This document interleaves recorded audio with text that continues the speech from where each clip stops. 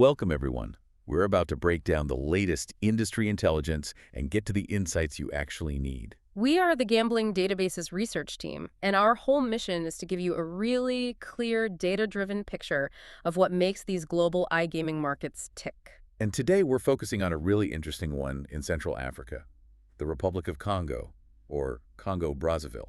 That's right. They've just had these major regulatory changes, so the big question on everyone's mind is, is this market actually ready for serious investment? Exactly. We're going to be looking at our new country report and figuring out if this new legalization is it a gold rush? Or is it just a bureaucratic nightmare waiting to happen, a real challenge that might not even turn a profit? So let's start with the big picture. What are the key metrics here? Okay, so the market is projected to hit about $40 million in gross gaming revenue by 2025. 40 million, so small in the grand scheme of things. Yeah. Very small. But what's driving it is the population. It's incredibly young, with a median age of just 24.3 years. And critically, everything was just formalized by this new law, Law Num 37/2024.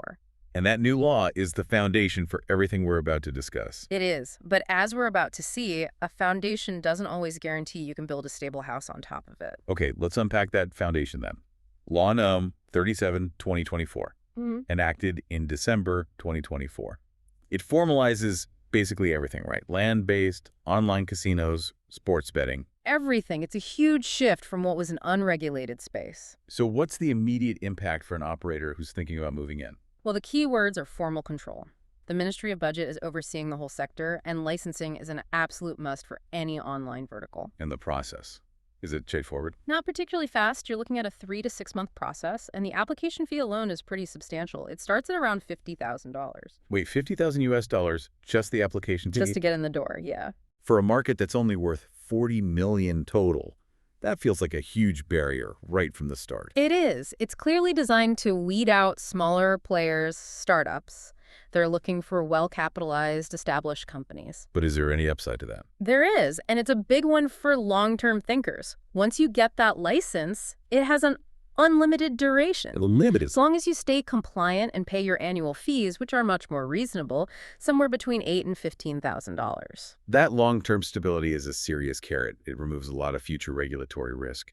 But the report gets into some serious roadblocks. Yeah. What are the biggest non-negotiables for foreign operators? The biggest one is the mandatory local presence. You absolutely cannot run a lean, remote-only operation from offshore. So no running things from a desk in Malta or Gibraltar. Impossible for a licensed entity. You have to either set up a physical office right there in Congo-Brazzaville, or you have to partner with a local company, a real substantive partnership. And that means local staff, I assume?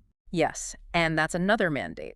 You have to hire qualified local staff for your critical compliance roles. Think KYC verification, responsible gambling checks. Right. That has to be done by people on the ground. And what about the tech side? There's the sovereign control element there, too. Any domain you use for your online operations has to be registered under Congolese control. So they can control the digital platform itself. It all adds up to a huge fixed cost before you've even taken a single bet. A very high fixed cost, exactly. With those kinds of overheads, let's pivot to the money.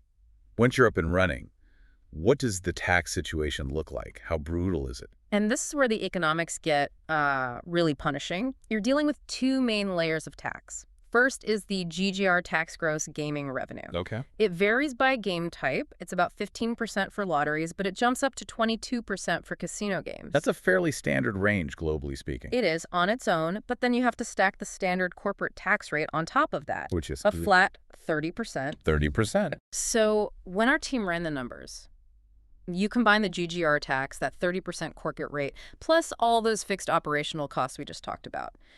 The total effective tax burden on your profits approaches 55%. Hold on, 55%. An effective tax on profits. That's the assessment. In a $40 million market. I mean, that feels like a non-starter. How can anyone make a return on their investment with margins that thin? It makes profitability a major, major challenge. The big question the report poses is whether the projected growth, and there is growth, about 8.4% annually through 2030, can possibly offset those costs. It's a huge gamble on future scale. And what about the players? Are they taxed too? They are, yeah. Winnings are subject to a progressive withholding tax. Which is important because Because it reduces the net payout they get compared to an unregulated offshore site. When you're competing with the black market, high taxes on winnings can push players away, especially the few high-value customers that exist. Okay, so despite all these hurdles, you said the market is growing. What's actually driving that 8.4% growth rate? It really comes down to two things: demographics and digital behavior. As we said, the population is very young. About 45% are in that key 20 to 64 age bracket. Crucially. They're highly urbanized. Almost 70% of the population is concentrated in just a few cities, mostly the capital Brazzaville and the economic hub Pointe-Noire. Which makes it easier to roll out infrastructure and marketing. Exactly. And what are these young urban consumers betting on? No surprise here, sports betting is king. It accounts for about 45% of participation. Pretty typical for emerging African markets. Very typical. Then you have national lotteries still holding strong at 30%, which points to an older, more traditional gaming culture. Online casino is growing, but it's still a distant third at 15%. So to really succeed, you need a top-notch online sports betting product. And for that, infrastructure is everything. What's the reality of the digital environment there? The report calls it decidedly choppy. That doesn't sound good. It's not ideal. Overall, internet penetration is only about 38%, but mobile is what matters. Mobile accounts for over 85% of all internet usage. So it has to be a mobile-first strategy, no question. Mobile first and low data. Smartphone penetration is only around 48%, and you can't assume everyone has a high-end device or an unlimited data plan. And this brings us to the financial reality of the user base. What's the ARPU, the average revenue per user? This is the real killer number. The ARPU is approximately $45 annually. Annually. So less than $4 a month per user. Precisely. And with an ARPU that low, it makes rolling out premium, data-heavy features like live sports streaming incredibly risky. Every dollar of your operating cost is magnified. It's a volume game, but in a $40 million market, that volume has a very low ceiling. And what about just basic communication? Well, French is the official language, so that's a must for all your legal and compliance comms. But to really connect with the market, you need to consider indigenous languages like Kikongo and Lingala. That adds another layer of operational cost. And payments. I'm guessing credit cards aren't the main method. Not at all. It's overwhelmingly mobile money. We're talking MTN Mobile Money and Orange Money. They are essential because they have the agent networks for cash in and cash out. You have to integrate deeply with the telcos. So of all these challenges, what's the one compliance issue that's causing the most? Yeah. Let's say anxiety for technical teams right now. There's one technical risk that stands out above all the others. It's about regulatory reporting. Okay.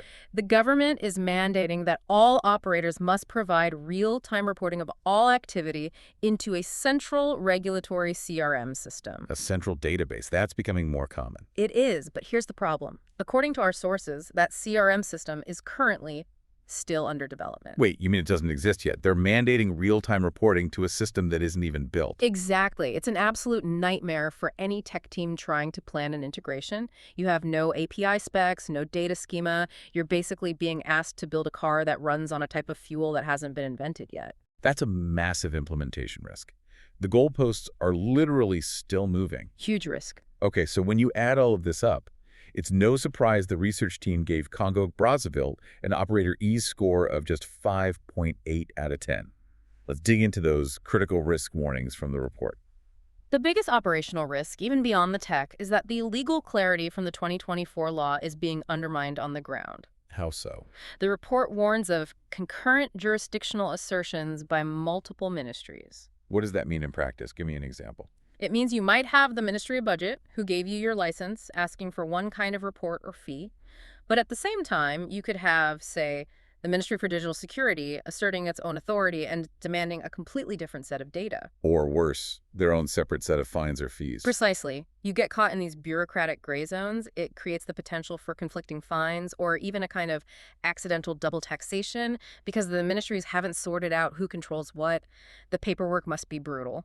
And that's layered on top of the practical stuff, like infrastructure. Right. Frequent power outages, spotty connectivity, internet speeds are slow. It's a huge drag on the player experience, especially for live betting or casino games where any lag is a deal breaker. So when you combine everything, the high fixed costs, the punishing 55% tax, the tiny ARPU, and this small market size, what's the final verdict? Is this a viable market for anyone? The final verdict from the analysis is crystal clear. This is a high-effort, low-reward jurisdiction. High effort, low reward. The path to profitability is incredibly long. We project a break-even timeline of 24 to 36 months, which leads to a low profitability assessment overall. So who can succeed there? Is there anyone this market is actually suitable for? The report identifies only two very specific types of companies. First, large regional African operators. By them. Because they already have operations in neighboring countries, they can share back office costs, they already have relationships with MTN and Orange, and their cost of entry is just much, much lower than a new international player. They can absorb the high fixed costs. Yes. The second group is retail-first companies. So operators who already have a chain of physical betting shops or a casino on the ground in Brazzaville. And for them, online is just an add-on. It's a low-cost add-on. They use their existing staff, their existing offices, their existing payment networks. It's a way to monetize their current customer base without adding a ton of new overhead. So for everyone else, the pure digital startups, the big international brands, looking for easy expansion. The advice is to avoid this market. The mandatory physical presence, the risk of that unbuilt CRM, the complex bureaucracy, it's all just too prohibitive without having deep roots already in the region. This is such a clear example of the difference between legalizing a market on paper and making it operationally viable in reality. The Republic of Congo has laid the legal foundation, but the bureaucratic and infrastructural challenges just inflate the costs way beyond what the market can currently support. Which leaves us with a really important question for you to think about. When you're looking at an emerging market like this one, what's the greater long-term risk to your business? Is it the hard problems you can see, like bad internet or power cuts? Things you can eventually fix? Or is it the softer structural problems, like the regulatory chaos created by conflicting government agencies? Navigating those political gray zones can end up being far more expensive and time-consuming than just fixing a broken fiber line. We are the Gambling Databases research team, and we really hope this analysis has given you a clear, data-driven look at the very real challenges and the limited opportunities in this unique market. For the full text of this report and many others, you can always visit our website at gamblingdatabases.com.